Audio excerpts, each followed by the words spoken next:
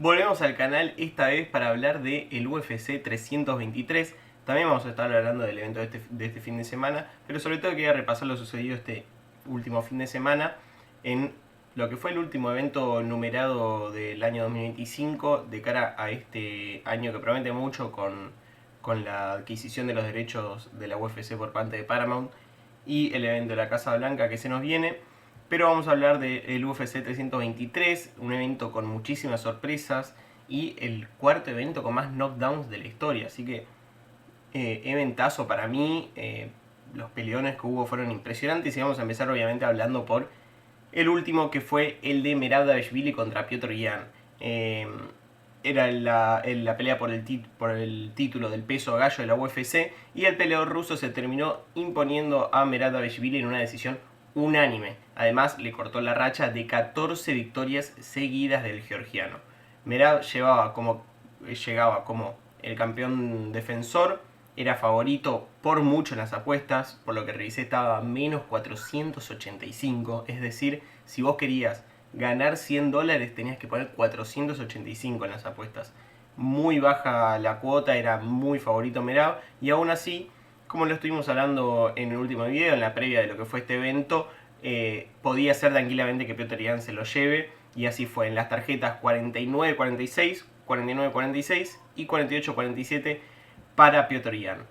Clave de la pelea, bueno, Yan le destroza el cuerpo a Merab con low kicks, patadas al hígado, y además todo sumado a una defensa de takedown histórica. O sea, la defensa de derribos de Merab, de Piotr Yan en este caso, fue histórico. 27 de 29 derribos detenidos. Él mismo tiene el récord en la pelea anterior contra Merab, donde le defendió 38 derribos. Esta vez fueron 27, pero en un porcentaje altísimo, porque piensen que Merab intentó 29 y solo consiguió 2. Además, Piotr Yan se despachó con 5 derribos para su lado, una cosa impresionante. Y creo que sobre todo la clave estuvo en su striking.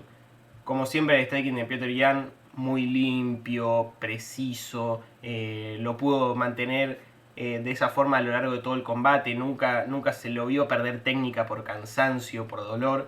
En cambio, a Merab sí, después de la tremenda patada al hígado que se lleva, creo que es en el round 3. A partir de ahí, Merab se le ve un poco disminuido en el ritmo, cosa rarísima para él, pero bueno, está bien. Yo no entiendo con esa patada hepática, patada a la zona hepática, cómo no terminó en el suelo Merab Dvalishvili, pero bueno, esta fue la forma en la que consiguió ganar Piotr Yan. Las repercusiones que hubo después de la pelea, bueno, el game plan maestro, el coach de Piotr Yan, que se llama Kairat Nurmagomedov, reveló en una entrevista el árbol de decisiones con el que habían entrenado y con el que se había preparado Piotr Yan de cara a esta pelea. Tenía una tablet y ahí mostraba cientos de escenarios posibles que eran tipo: si Merab va a un derribo por single leg, hacemos A. Si esa estrategia falla, hacemos B. Si responde de tal manera, hacemos C. Si no responde de esa manera, hacemos la táctica D. Y así era un plan que, la verdad, que para estudiártelo tenés que es lo mismo que estudiar abogacía más o menos, pero bueno, lo consiguió llevar a cabo Piotr Yan. La verdad que no sabemos si la estrategia se le hizo fácil o se tuvo que ir por las ramas en lo que fue este árbol de decisiones, pero bueno, gracias a eso obtuvo 27 de 29 defensas de derribo.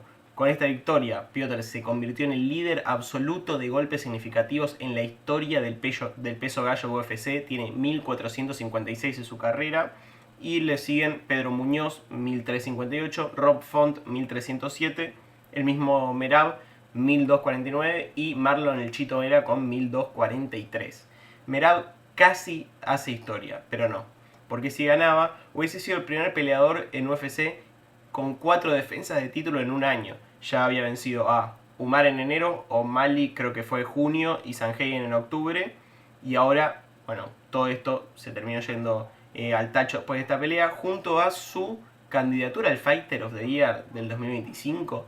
¿Quién será el peleador del año del 2025 después de esta derrota de Merab? Quizás se lo dan a él mismo, pero creo que si ganaba no iba a tener ninguna competencia.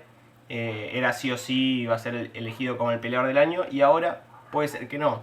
Vamos a ver quién se lo termina llevando. Seguramente hago un video la semana que viene donde ponga mis elecciones de cara a los premios del año de la UFC. La racha de 14 victorias que llevaba Merab hasta esta pelea quedó posicionada como la cuarta más alta de la historia. Anderson Silva con 16 y Makhachev con 16 ocupan el primer puesto, y Kamaru Usman tiene el segundo con 15.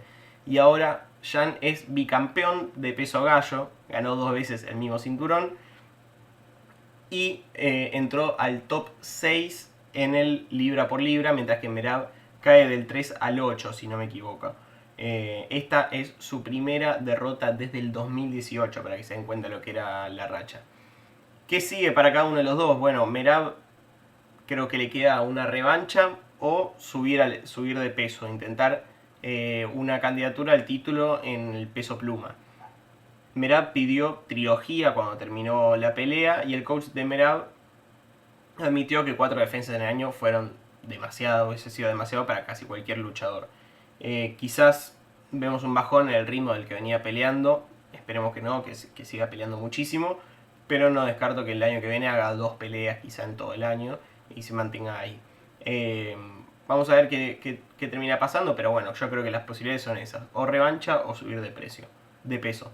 Por parte de Petr Yan, la revancha obviamente la tenemos que incluir y poner en la balanza, pero creo que también sería una buena pelea entre el ganador de O'Malley contra Song Yadong. Recordemos que el 24 o 26 de enero van a estar peleando John O'Malley contra John Sadong.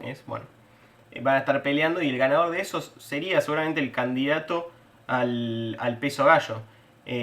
Al título del peso gallo, que es el que tiene Petr Yan ahora, y seguramente sería su próxima pelea.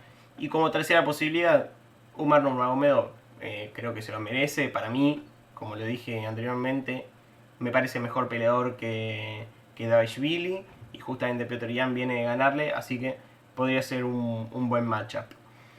Pasamos a la siguiente pelea, otra pelea titular, y Joshua Ban es el nuevo campeón del peso mosca de la UFC. El birmano se impuso ante Alexandre Pantoja por nocaut técnico por lesión a los 26 segundos. Fue bastante raro, pero bueno, ahora lo vamos a hablar. Pantoja llegaba como campeón defensor, favorito bastante alto, menos 210 en las apuestas. Con la cuenta que hicimos antes, si querés ganar $100 tenías que pagar 210 en las apuestas. Un poco menos de 1.5 sería. Y venía con 8 victorias seguidas y 4 defensas de título. Venía en un momento espectacular Pantoja, y lastimosamente se cae a los 26, no se cae a los 26 segundos, pero fue una acción donde Van atrapa un high kick, más o menos que una patada que iba a la altura del pecho, de la panza, por parte de Pantoja. La agarra, lo deja en una pata, y cuando le levanta la pierna justamente para hacerlo caer a Pantoja, este pone su brazo atrás y se quiebra el codo, o se luxa, se esguinza el codo, se lo saca del lugar. No sabemos todavía cuál es el parte médico, pero lo que sabemos es que se lesionó. Ahí mismo le hizo así a Joshua Ban para que frene y no le pegue. Justo cuando estaba yendo al Ground Pound, se frenó, y el referee obviamente paró la pelea, y ahí terminó todo. Una manera bastante rara de ganar el título por parte de Joshua Ban, pero bueno, no vamos a decir que no fue merecido, porque él fue el que lo hizo caerse, y así son las cosas en las peleas. El arranque frenético del que hablamos la semana pasada estuvo. Pantoja tiró leg kicks, creo que tira un high kick que le pega atrás, tira algunos golpes de puño también, pero el accidente termina antes de que arrancara la hora, la verdad. Pero bueno, vamos a las repercusiones. Con esta victoria, Joshua Ban se convierte en el segundo campeón más joven de la UFC a los 24 años, ya lo habíamos hablado antes, solo por detrás de Jon Jones. Supera estadística de precocidad de muchos campeones importantes de las divisiones de abajo. Volkanovski, Pantoja lo consiguieron recién a los 28, 29, Rice 25 creo, pero bueno. Pantoja casi hace historia, otra vez, igual que Merab, Aunque estaba lejos, había quienes creían que tenía chance de quitarle el título del GOAT o del mejor de la historia del peso mosca a Demetrius Johnson. Yo creo que está bastante lejos todavía, pero ahora se complica su racha. Se complica ya que su racha de 5 años sin perder se corta y se rompe de la peor forma posible, quizá con esta lesión. Joshua Van lo vamos a ver seguramente en el top 10 del libra por libra dentro de poco. Y Pantoja va a caer probablemente afuera del top 5 del libra por libra.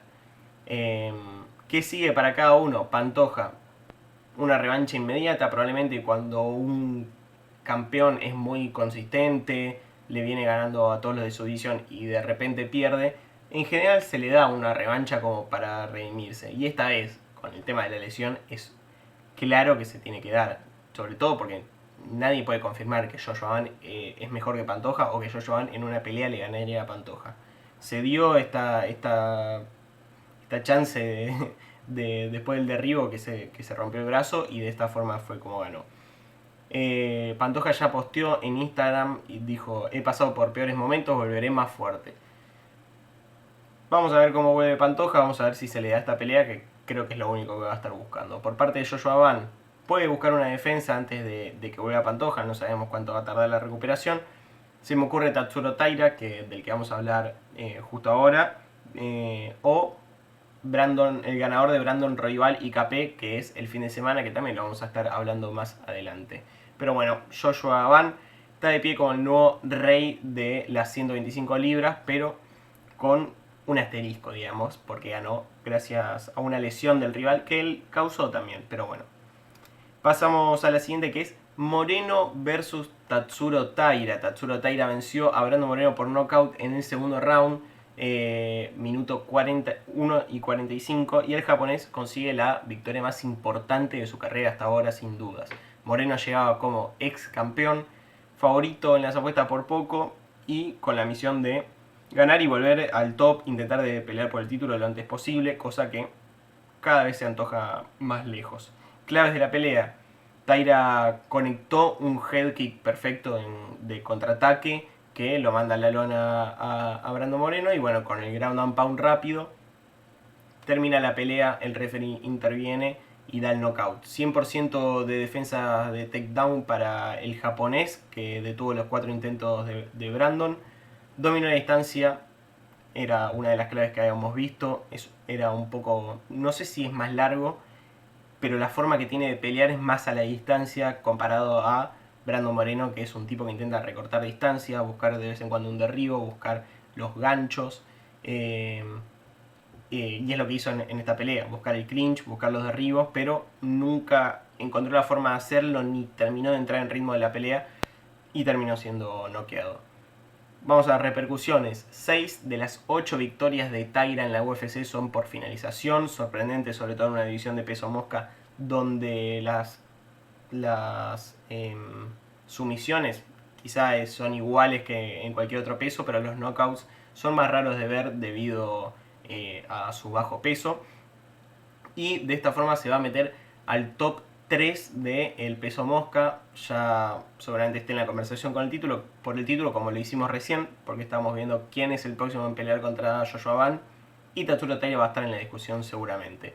Moreno recibe su primera derrota por finalización en la UFC. Todas las veces que había perdido había sido por decisión, y es su tercera derrota en 5 peleas, así que estamos viendo un momento de Brandon Moreno medio raro, porque él también en un momento quiso dejar de pelear, se concentró un poco más en la parte psicológica o su bienestar en la vida, y para alejarse un poco de las peleas volvió, le fue bien, terminó perdiendo ahora, va a caer fuera del top 4 o 5 de su ranking seguramente, pero bueno, nunca va a dejar de ser el mexicano más ganador en la historia de su división. ¿Qué sigue para cada uno? Tatsuro Taira pelea por el título contra Joshua Van, ya lo hablamos antes, no vamos a descartar esa posibilidad, o contra el perdedor justamente de Brandon Royval contra KP. Digamos que podría ser como un torneo donde el ganador de Royval vs KP va por el título y el perdedor pelea contra Tatsuro Taira por una oportunidad titular futura. Creo que es algo que se puede dar tranquilamente. Y por parte de Brandon Moreno, vamos a ver cómo sigue él, si tiene ganas de seguir peleando, si quizás se toma otro tiempo, pero bueno. Si vamos estrictamente a lo deportivo, creo que un regreso contra Almabayev o Horiguchi puede ser peleones terribles. El tema es que son peleas muy difíciles para él, en las que puede perder tranquilamente. Y la otra posibilidad que se me ocurre es la de Tim Elliott, un poco más asequible. Vamos a ver qué termina decidiendo los matchmakers de la UFC. La siguiente pelea, Cejudo versus Peyton Talbot. Ganó Peyton Talbot por decisión unánime. El joven prospecto se llevó la victoria más grande de su carrera, seguramente también como fue el caso de Tatsuro Taira. Y Cejudo llegaba como un ex campeón veterano de 2 divisiones, o sea, doble campeón, oro olímpico, todo lo que quieras, pero a sus 38 años, después de haber pasado un año de retiro. Pero desde que volvió tampoco es que había ganado, o sea, no estaba en un muy buen momento y por eso no era favorito en las apuestas. El favorito era Peyton Talbot. La decisión unánime, 30-27, 30-27, 30-27, creo que fue bastante paliza de Talbot, que sorprendió encima haciéndole 2 takedowns al medallista olímpico de lucha, o sea, una cosa de locos. Además haciéndole su propio derribo que hacía siempre, que es el trip por adentro, o meter ese pie por adentro de las 2 piernas del rival y llevarlo al suelo. Y Peyton Talbot dominó de pie con striking, con volumen, con potencia, 85 golpes significativos conectados contra 45 de Cejudo de pie. Estamos hablando de uno de los mejores strikers del peso gallo seguro y probablemente de las divisiones bajas del UFC también, en Peyton Talbot, comparado a un Cejudo que tiene su fuerte en la lucha, obviamente, y que además con la edad que tiene y todos los golpes que fue recibiendo a lo largo de la pelea, se mostró cada vez más lento, con menos timing para pegar. El crecimiento de Talbot es espectacular como un peleador. No te digo que es un peleador completo que va a estar usando el jiu-jitsu, que te va a tirar al piso, que te va a buscar en la reja, te va a mantener, te va a controlar en un momento, después va a volver con el striking. No. Él es un striker, pero lo vimos en su pelea con Raoni Barceló, donde parecía no saber jiu-jitsu, parecía no saber cómo defender un derribo, parecía no saber cómo pararse. Y digamos que esta vez se lo notó natural, con un grappling, digamos, de improvisar, de que él quizá no estaba buscando el derribo, pero se le da la oportunidad en el medio de la pelea y lo aprovecha para conseguir un derribo, porque sabe que va a quedar en una posición superior, porque sabe que desde esa posición, si la intenta revertir Cejudo, él sabe cómo salir. Digamos, se lo ve mucho más instruido en todo el aspecto que no es striking de la pelea, y ya se lo había visto en la última pelea de este sentido, pero esta vez era una prueba mayor contra un luchador olímpico como lo es Cejudo. El round 2 creo que fue el más intenso. Cejudo sobrevivió al derribo y hasta pudo revertir la posición en el piso. Creo que fue el único momento donde, bueno, podíamos ver qué hacía Cejudo, pero después fue casi un monólogo de Peyton Talbot. Yendo a las repercusiones, Talbot mejora a 11-1 en MMA y 5-1 en UFC, rebotando después de justamente su derrota ante Raoni Barcelos en enero de 2025, con 2 peleas ganadas y mucha mejora en los aspectos que flaqueaba. Esto es lo que venía diciendo recién.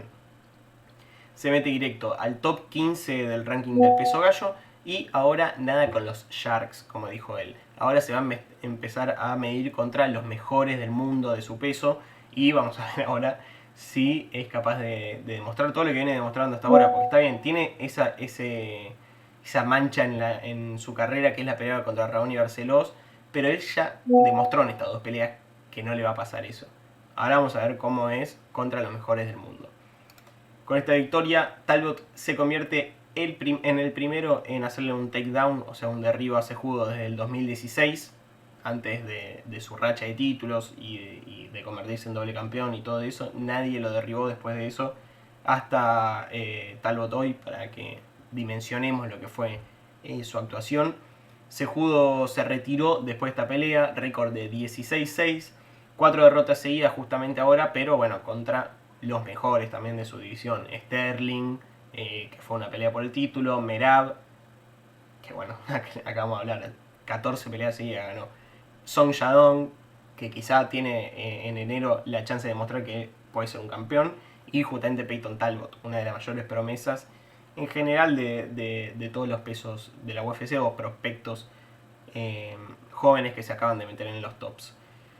Obviamente un legado gigante el de Cejudo, que además se llevó un bonus por parte de Dana White como recompensa por su gran trayectoria, y claramente va a ser un Hall of Famer, un participante del Salón de la Fama de la UFC en el futuro. Además, medio que le pasó la posta, no digo del estilo de pelea, pero dijo que Talbot es el futuro, dijo Cejudo. ¿Qué sigue para cada uno de los dos? Bueno, Talbot debuta en el top 15, ya sabemos que entró. Podemos verlo contra alguien como Mario Bautista, que creo que es una pelea contra el que puede tener buena química. Un peleador que es muy aburrido, probablemente de los más aburridos de la UFC. Y estaría bueno verlo contra un Peyton Talbot, que es de los más divertidos y que le puede hacer lucir mal e intentar hacer que bajen los rankings. O vamos a ver si no sé, se cae una pelea, lo necesitan para una pelea contra un peleador muy bueno y él quizá lo acepta y termina metiéndose en un top 5 y estar cada vez más cerca del título. Yo me lo tomaría más a la tranquila, pero bueno. Por parte de Cejudo, bueno, se retiró y no va a pelear nunca más. Vamos a ver si termina siendo algún estilo de entrenador en algún gimnasio.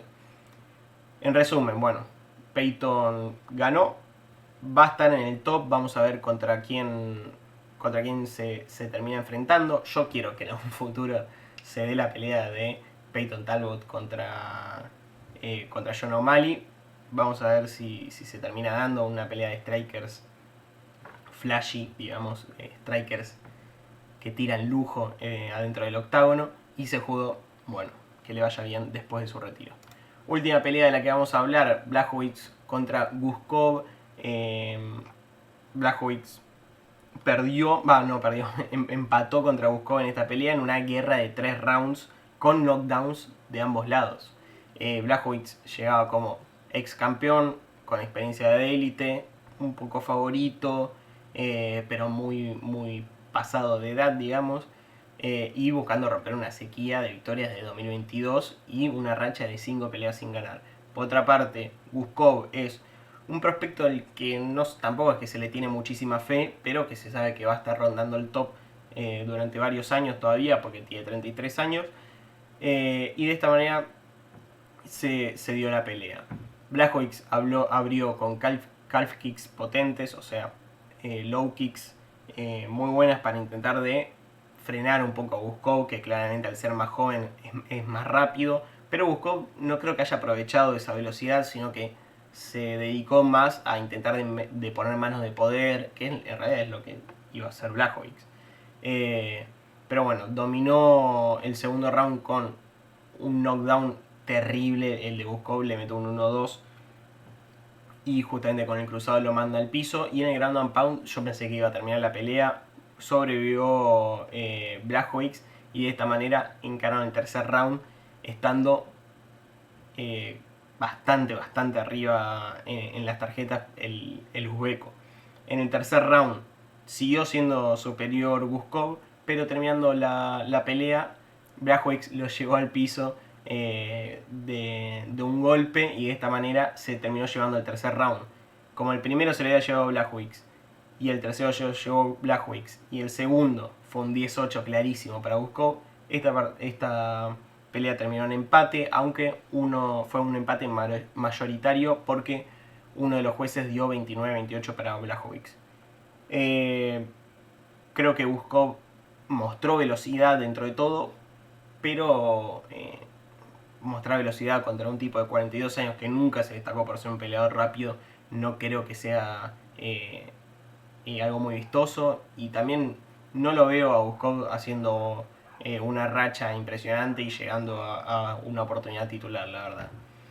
El round 2 creo que fue el mejor de la pelea. Guskov metió 45 golpes significantes contra 28 de Jan Blachowicz, pero bueno, el polaco terminó sobreviviendo y así siguió la pelea. Repercusiones de esta pelea: Blachowicz suma su segundo empate en 4 peleas, inédito casi, y una sola victoria desde 2021. Ahora su historial, su récord en las MMA es 29-11-2. Guskov mantiene la racha en la que venía, con esta victoria se pone 4-0-1 en UFC, 4 victorias, 0 derrotas y un empate en su gran racha desde que entró en la compañía. Creo que todas sus victorias fueron por finalización, y además se está metiendo al top 10.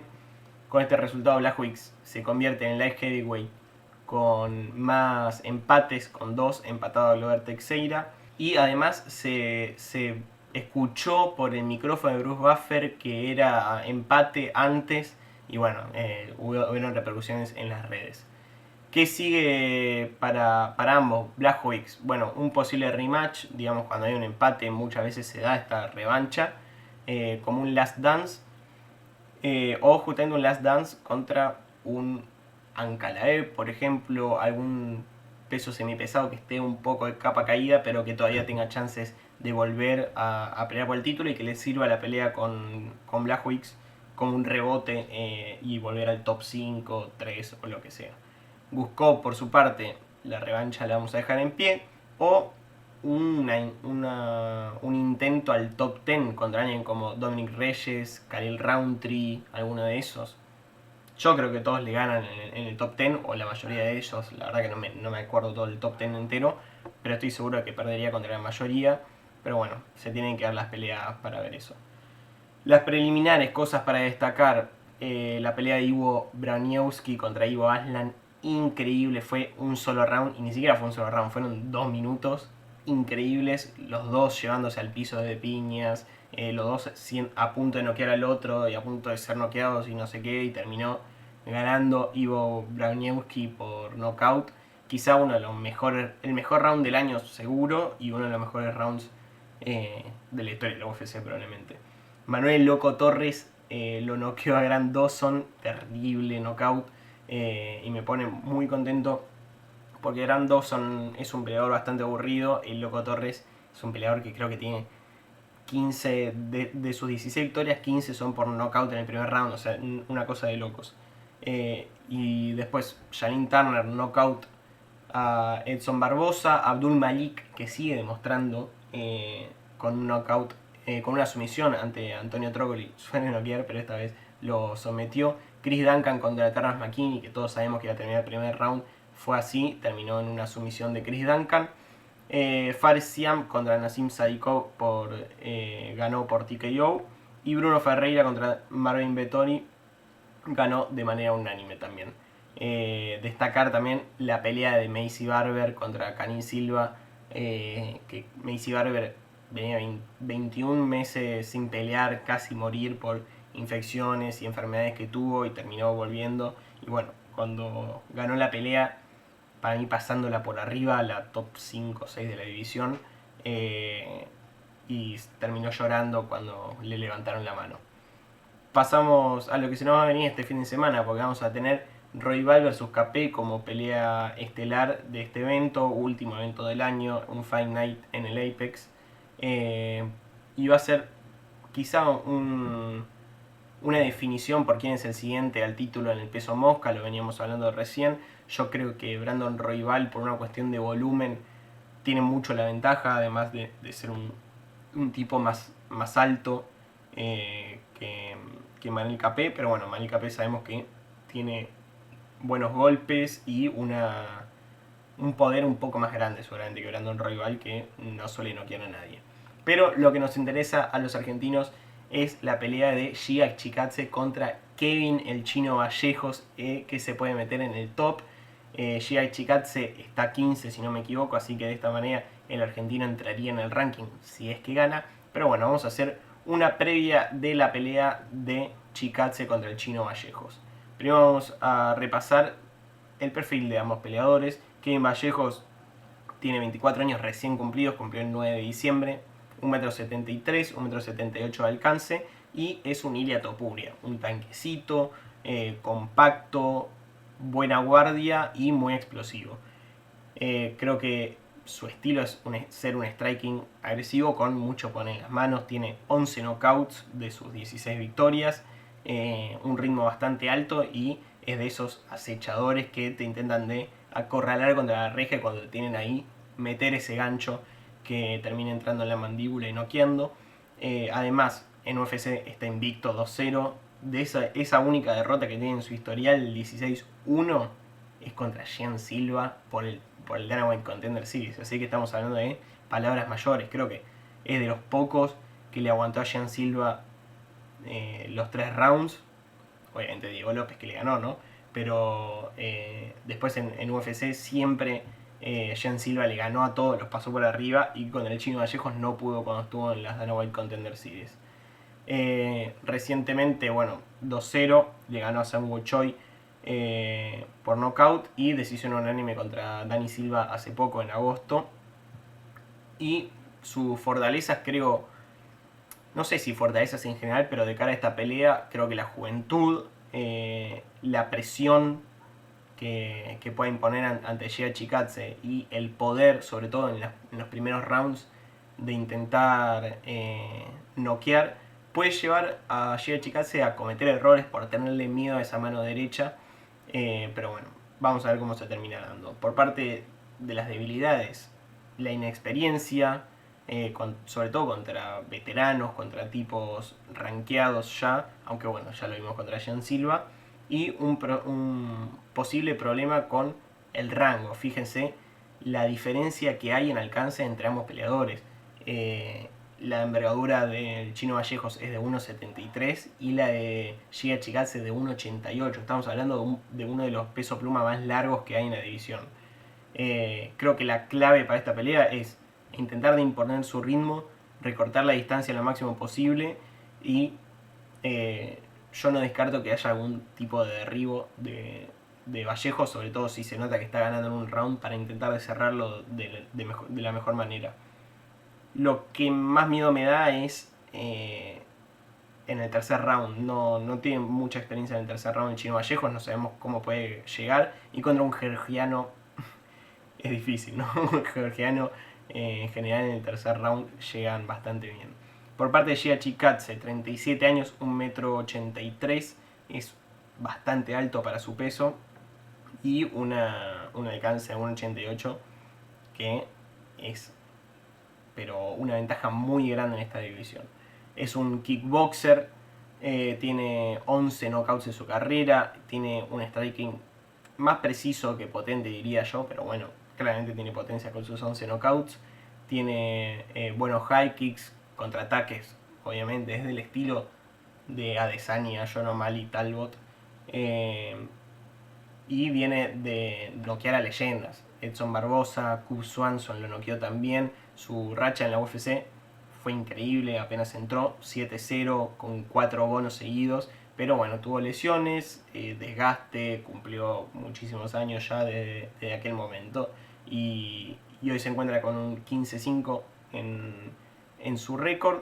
Y viene una mala racha también. En sus últimas 4 peleas, 3 derrotas por decisión. Calvin Kattar, Arnold Allen y David Onama. Falló el peso contra Onama también en aquel momento, pero bueno, esta vez promete un knockout temprano. Vamos a ver si se le termina dando. Fortalezas, creo que la experiencia, el alcance y la paciencia. Voy a poner esas 3. Creo que él no se tiene que desesperar ni a buscar el knockout. Por mí que lo haga y que gane el Chino Vallejos, ¿no? Pero si yo fuera él, intento de mantener la distancia, ganar 2 rounds y listo. Creo que es la única chance que tiene de ganar. Las debilidades, bueno, como decía recién, viene una racha donde perdió 3 veces y para mí no tiene una mandíbula muy potente justamente para combatir al Chino Vallejos. Vamos a ver cómo está en el cardio también esto mismo de Chino Vallejos, cómo llega al tercer round. Creo que tiene un poco más de experiencia por ese lado, pero el Chino Vallejos va a intentar terminarla lo antes posible esta pelea. Clave, mantener la distancia y apuntar a un combate largo en todos los sentidos. Largo de distancia y largo de que se vaya la decisión. Es claramente un duelo vieja guardia contra la sangre nueva. Alcance contra el acechador, el que te intenta encerrar y poner contra la reja. Creo que si en los primeros 10 minutos, o un poco menos, 8-7, Vallejos no se muestra superior, lo veo bastante complicado. Creo que ahí Chikadze podría sacar ventaja de su experiencia y su alcance. Pero bueno, creo que la clave para el chino Vallejos es el ritmo, el recortar la distancia, el salir desde el principio a imponer y hacer que recule Giga Chikadze. Creo que en el suelo ninguno de los dos es un grappler de élite, pero si me tuviera que decantar por uno de los dos, creo que Vallejos debe tener un poco de mejor jiu-jitsu. Bueno, hasta acá el video de hoy. Voy a estar haciendo publicaciones acá en YouTube para votar por estas peleas, si va a ganar Brandon Royval, si va a ganar Manel Capé, si gana Chikadze, si gana el chino Vallejos. Espero que estén votando ahí o que lo pongan en los comentarios. Y probablemente la semana que viene venga un video de los premios de UFC en 2025. Obviamente vamos a estar repasando también lo sucedido en este Fight Night de Royval contra Capé. Nos vemos en el siguiente video. Dejen un like por favor, suscríbanse. Nos vemos en el siguiente. Adiós.